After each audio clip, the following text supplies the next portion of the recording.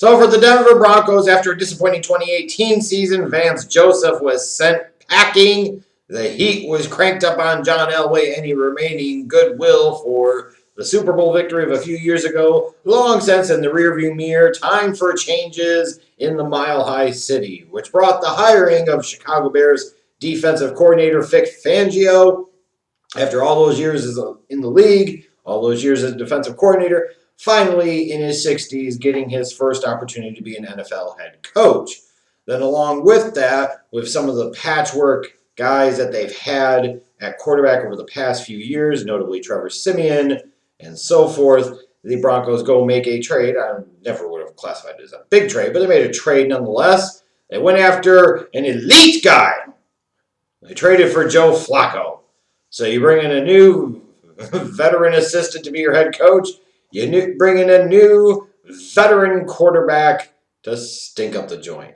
Along with that, the Broncos made a little bit of movement in the offseason by signing Jawan James away from the Miami Dolphins, Bryce Callahan, the nickel corner, away from the Chicago Bears. And then you go into this season and you're really looking at this for the Denver Broncos. How's Vic Fangio going to do in year one? How long is Joe Flacco going to be the starter? If and when is Drew Lock actually going to get his opportunity at the helm? When is he going to get his time at the reins? It took a while, but thankfully for Broncos fans, it eventually did happen. Now, the start of the season certainly wasn't very good. This team was winless in September. Joe Flacco, frankly, stunk. And then when he was out of action, Brandon Allen came in, and he was only a little bit better. But again, I emphasize the trade for Joe Flacco. What exactly was John Elway hoping to accomplish here? What was the name of the game here? What was the goal? You were going to bring in a high-priced guy that's going to eventually serve as a backup. You were trying to ensure that you lost a bunch of games to set up your new head coach poorly. I'll never get this one. Like, if Case Keenum didn't work, what the hell made you think Joe Flacco, coming off of an injury and ineffectiveness in Baltimore in 2018, was going to work so much better for you? Just wonders never cease. There were some other good things, though, that did happen on this offense. Cortland Sutton, the former second-round pick wide receiver from SMU, came into his own. He had a very good season. Philip Lindsay, the former undrafted running back from Colorado, went over 1,000 for the second straight season. I would say as well, Vic Fangio showed his abilities on the defensive side of the ball, as the defense did show some improvements in 2019 compared to 2018, even though they lost Bradley Chubb, former top 5 pick, edge rusher, to a torn ACL early on in the season, and even with Von Miller having his lowest sack total since his injury-shortened 2013 season. So you talk about a defense that improved, that missed one of its top edge rushers in Bradley Chubb for the majority of the season, and their top edge rusher, Von Miller, was largely ineffective in comparison to some of the peak years of his career. But even with that, the defense showed signs of improvement. You saw some talent there on the offensive side of the ball. But when things really started to click a little bit for this team was in December, when it was finally Drew Lock time. And when Drew Lock came in, he looked vastly different than the prospect, the quarterback that you saw at Missouri. What you saw at Missouri was an erratic, inconsistent, flawed, toolsy prospect, but a guy that needed a ton of work. That, let's just call it as we see it. And yet, when he was on the field in December, it felt like you saw a much, much different quarterback. And the Broncos really responded. He played all right. They went 4-1 in that month of December with him as the starting quarterback. So while you look at the Denver Broncos and say, hey, it's another season without the playoffs, it's somewhat disappointing, perhaps. But then you got to look at the upside of the guy that you took in the second round, Drew Lock, went 4-1 as a starter, gave you at least a little bit of a hope, even for a brief moment in time, that maybe you've got your young franchise quarterback of the future. 5 games certainly is not enough to make that call, but there is enough there to make the call that you at least have some hope for the future. And if you're a Denver Broncos fan, that at least should be encouraging. Because if you can say that you've got your potential future guy in Drew Lock, then that allows you to focus on everything else on the roster, build up a roster around your young quarterback over the next couple of years while he's still on that rookie contract. It could be more exciting times ahead for the Denver Broncos. And in general, they got a decent haul out of their draft class. I'm still a really big fan of what they did in round one, trading down from 10 to 20 and being able to get a guy like Noah Fant. He kind of scuffled a little bit to start off the season, but he ended the season with over 500 receiving yards with his ups and downs. Tight end traditionally is a position you don't expect a ton of contributions out of a guy as a rookie. It seems to be those guys start to kind of get into the flow as they get into year two and beyond. But at least you saw enough out of Noah Fant in year one to determine that he's not a total bust candidate. And as a result, that gives you hope for the future. Dalton Risner, the second-round pick offensive lineman from Kansas State, played in all 16 games. The aforementioned Drew Lock was 4-1 as a starter, showed that he could possibly be the guy. Draymond Jones, the defensive lineman from Ohio State, had 3.5 sacks. Justin Hollins played in 15 games.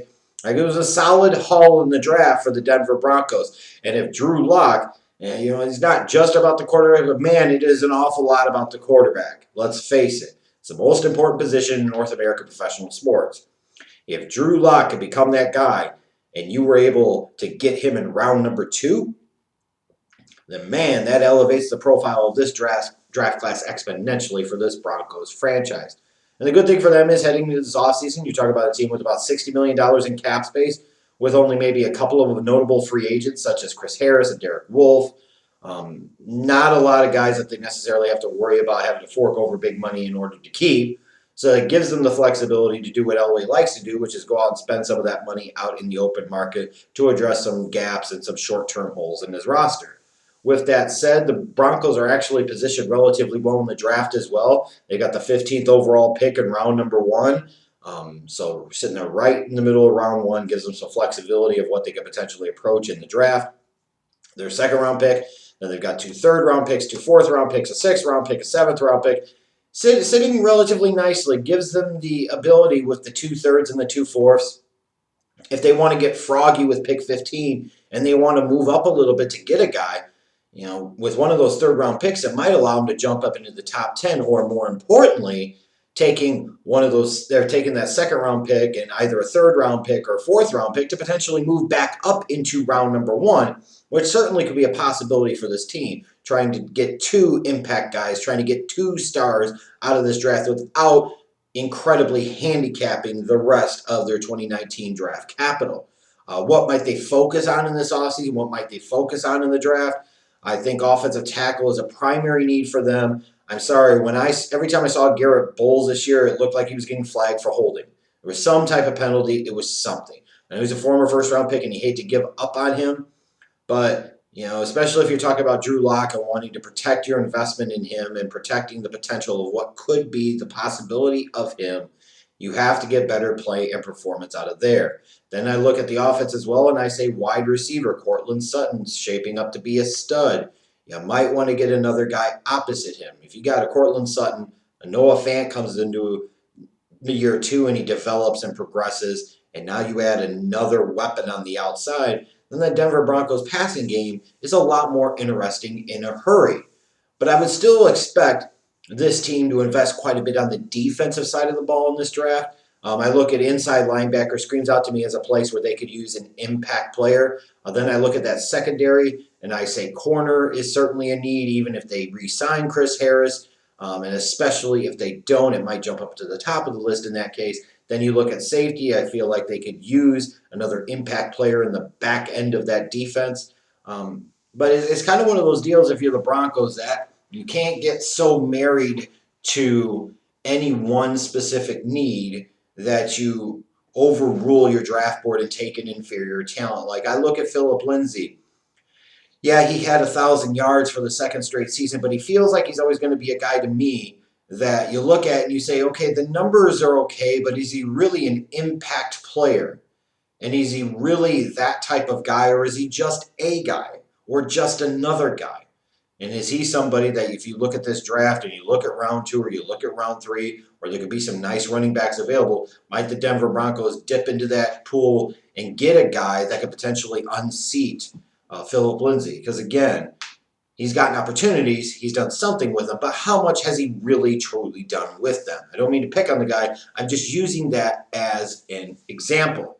But when you look at this Broncos team, if Drew Lock develops, you get Bradley Chubb back from the ACL. Maybe that helps Von Miller have a better 2020 season. get continued development from Cortland Sutton and Noah Fant. This Broncos team's got a chance to make a little bit of noise next season.